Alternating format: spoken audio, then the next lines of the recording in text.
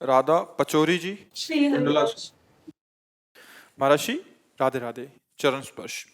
महाराज जी, अधिक प्रयास करने के बाद भी सफलता नहीं मिल रही। कुछ लोग बिना प्रयास के भी सफल हो जाते हैं महाराज नहीं, जी। आप गलत समझ रही हैं। अभी उसका प्रयास भले तुमको बहुत कमजोर दिखाई दे रहा है, लेकिन उसने पूर्व में शुभ कर्म किए हैं।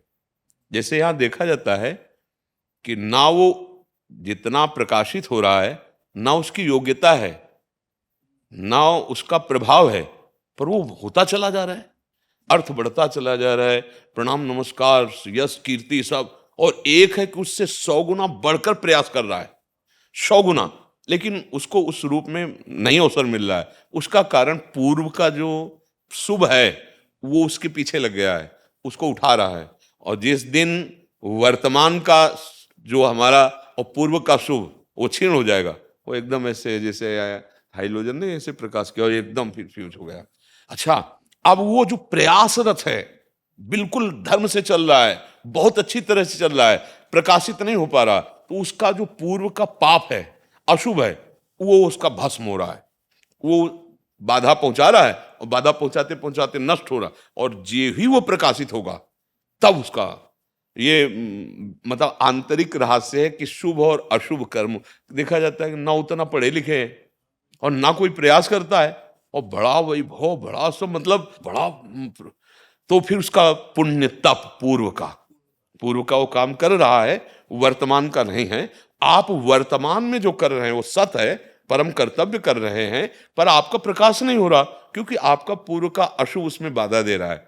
कई बार हमने बताया है कि विद्यारण्य नाम के एक बहुत बड़े सन्यासी हुए हैं। हाँ, वेदांत दर्शन की बहुत सुंदर व्याख्या करने वाले महापुरुष हुए। तो ब्राह्मण वंश में उनका जन्म हुआ था। माता पिता अर्थ की अव्यवस्था थी, उनकी सेवा के लिए अर्थ चाहिए था, तो उन्होंने वेद माता गायत्री का अनुष्ठान किया। 24 लाख का एक पुरस्चरण होता है, एक पुरस्चरण किया, पर कोई नहीं। 2, 3, 4, वो मतलब हट करके कि हम माता गायत्री से ही लेंगे। 23 पुरस्चरण के, 24 लाख के, तब तक माता पिता पधार गए। बड़ी एक अंदर से असंतुष्टता हुई कि शत मंत्र गायत्री, इतना पुरस्चरण, ना कोई संकेत हुआ और ना कोई, हमें निराश हो गए और सन्यास ले लिया। जो आदि गुरु भगवान शंकराचार्य जी के द्वारा स्थापित मार्ग, जो ही सन्यास लिया तो वेद माता गायत्री साक्षात प्रकट हो गई और उनका वरम ब्रूही। आप सन्यासी हो गए तो क्या वरम ब्रूही? बचपन से लगे थे अभी तक कि कुछ धन मिल जाता। बोले अगर अभी कहें तो देवराज इंद्र का पद, जो वैभव कहें, तो उनका आप प्रकट क्यों नहीं हुए? इतना पुरस्चरण। बोले तुम्हारे अनंत जन्मों में ऐसे 24 महा अपराध थे, उनको 23 पुरस्चरण से कट गए और एक सन्यास से कट गया। अब आप जो चाहो तो मांग लो। अब आप विचार करो, हम लोग माला दो माला से प्रारब्ध काट हाँ, असंतुष्ट हो जाते। अच्छा, आप विचार करके देखो, रामकृष्ण परमहंस जी, भगवत स्वरूप, गले में कैंसर, आप विचार करके देखो। भाई जी हनुमान प्रसाद पोद्दार जी, आप कितने बड़े महापुरुष, हाथों में कैंसर, कैसे कैसे रोग, जन्म जन्मांतरों का जो हिसाब किताब है भाई, हाँ वो चल, ये दुख सुख आते रहते, इसमें घबराहट नहीं होनी चाहिए। अपने कर्तव्य में, यही भगवान उपदेश, कर्मण्येवाधिकारस्ते मां फलेषु। हम लोग क्या होते हैं, इतने फल में आसक्त होते हैं ना कि अगर अनुकूलता मिल गई तो हर्षित हो गए, इतने हर्षित हो गए, अभिमान में फूले, और प्रतिकूलता हो गई तो इतने निराश हो गए कि अब जीना मुश्किल हो गया। इसीलिए हम कहते हैं कि सत्संग सुनो, थोड़ा अध्यात्म ज्ञान तो प्राप्त हो, जिससे जीने की कला आ जाए, बचने की कला आ जाए, दुख सुख से बचने की कला आ जाए। किसका प्रश्न था जी? क्या क्या भाव है? महाराज जी, इनका था कि क्या हमारे ऊपर कृपा नहीं है भगवान की? बस यही, कृपा नहीं, सही बात पूछो तो हमने मूढ़ता का आश्रय ले रखा है। कृपा तो भरपूर है। ये जो हमें मनुष्य शरीर मिला, केवल कृपा से हम सबको मिला है। हाँ, कबहू का करी करुणा नर देही और देत ईश बिनु हेतु सनेही। बस हम अपनी मूढ़ता का त्याग करें। मूढ़ता के त्याग के जो स्वरूप है वो विवेक है, और वो सत्संग से मिलता है। और भगवान की कृपा आपके ऊपर देखो है, सत्संग मिल गया। अगर भगवान की कृपा न होती तो आप यहाँ आ जाते? जब द्रवहि दीन दयालु राघव तो साधु संगति पाइए। हाँ, हरि कृपा के बिना मिले नहीं संता। हाँ, अब क्या संशय कि मेरे ऊपर हरि कृपा नहीं, मानो देह मिल गया, सत्संग मिल गया, हमको चलने का मार्ग समझ में आ रहा है, अब हम निराश क्यों हो? देखो, दुख सुख ये दिन रात की तरह द्वंद्व हैं और ये आएंगे। भगवान ने उतार लिया तो उनके भी लीला चरित्र में आए, आज के सत्संग में वर्णन किया है। आप सोचो ना, कोई ऐसा माता पिता है जिसके लाडला पुत्र प्रकट हो रहा हो, हाथकड़ी बेड़ी, घोर राक्षस स्वभाव के पार्षद लगे हुए कंस के, कहीं जरा भी, और पैदा प्रकट कौन हो रहे हैं? स्वयं जगत के पिता ईश्वर, महान महिमा में अखिल कोटि ब्रह्मांडों का स्वामी प्रकट हो रहा है। देखो कैसा, आप विचार कर, हम तुम इतना दुख में है क्या? आप प्रभु के पावन चरित्रों को पढ़ करके देखिए, तो दुख सुख का ये क्षेत्र है। अच्छा, यहां क्या है कि सुख की लेबिल में दुख ही मिलता है, ये ऐसी दुकान है दुख योनया दुखालय शाश्वतम। यहां जो माया बेच रही है सुख, वो ऐसा समझो कि लेबिल सुख की लगी है, वो माल पूरा दुख का भरा है। दुख योनया, भगवान कह रहे दुखालयम शाश्वतम। आज तक कोई यहां का वैभव प्राप्त करके सुखी हुआ हो तो बताना। सबको अगर किसी को भी सुख मिला है तो भगवान की शरण में। सुखी मीन जह नीर अगाधा जिम हरि शरण नहीं को। भगवान की शरण होकर जिसने नाम जब भगवान का किया और विवेक से, दुख आया तो भूला नहीं, सुख आया तो फूला नहीं, वो निकल गया, वो माया बंधन से निकल। तो मुझे लगता है कि थोड़ा सा सत्संग के द्वारा बुद्धि जागृत की जाए। हम हार गए तो निराश ऐसे हो गए कि अब जीना मुश्किल है। हार गए तो क्या हुआ? हमारा कर्तव्य, हमने अभ्यास किया, प्रयास किया, हम 1000 बार प्रयास करेंगे और विजय प्राप्त करेंगे। हर भगवान के हम अंश हैं, हार जाना कोई बड़ी बात थोड़ी। रात नहीं आएगी, रोक ले कोई तपस्वी, कोई भजनानंदी, एक से एक हुए कि भैया दिन ही रहेगा रात नहीं, कोई रोक के दिखावे, क्योंकि बना है। ऐसे ही भारी तपस्या है, लेकिन शरीर में अगर दंड आना है तो बोले यहां से गलता लग गया, कीड़े पड़ गए, ये कष्ट, ये द्वंद्व हैं, ये प्रकृति के रचे शरीर में आएंगे। भजन का फल है, इनसे अपने आप को बचा लेना। दुख सुख में सम रहकर भगवान के चिंतन के बल से सहते हुए निकल जाना। ऐसा नहीं है कि भजन का फल है कि रोक दिया।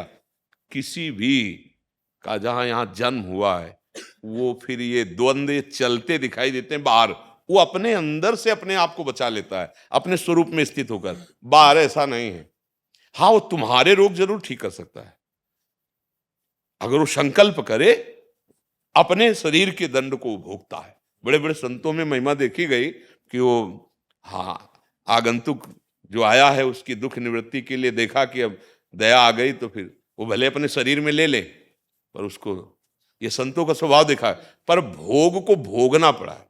चाहे ऐसे लेके भोगे या अपने तप के द्वारा उसे भस्म करें, पर अपने शरीर का नहीं। हमने बड़े बड़े महापुरुषों को देखा है, वो अपने शरीर के कष्टों को सहते हैं। तो मुझे लगता है कि हमको उन्हीं की तरफ चलना चाहिए। महाजनों गतेन स पंथ।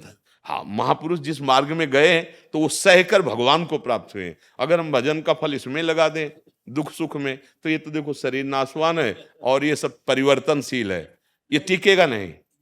हम लोग वर्तमान में शरीर ही बने हुए हैं, इसी में जी रहे हैं, इसी के सुख दुख में फूल और दुखी हो रहे हैं। आप देख लो ना, कोई बहुत ही अध्यात्म मार्ग का चलने वाला सुख दुखों से अपने आप को बचा पाता है। अध्यात्म सुख दुख को सहने के लिए है। सुख दुख जो हमको विक्षिप्त करती है, उससे बचने की कला आत्मज्ञान, हाँ, विवेक। बड़े बड़े महापुरुषों ने हर कष्ट सहे हैं तो मिटा नहीं सकते थे क्या? जैसे देखो ना, मतलब अब जैसे हम कई बार प्रार्थना की कि आप लोग इस भ्रम में न रहो कि आप करो गंदे आचरण और कोई आपके जंतुर बांध देगा, कोई आपको कुछ दे ले देगा तो आप दुख से दूर हो जाओगे। नहीं हो पाओगे भाई।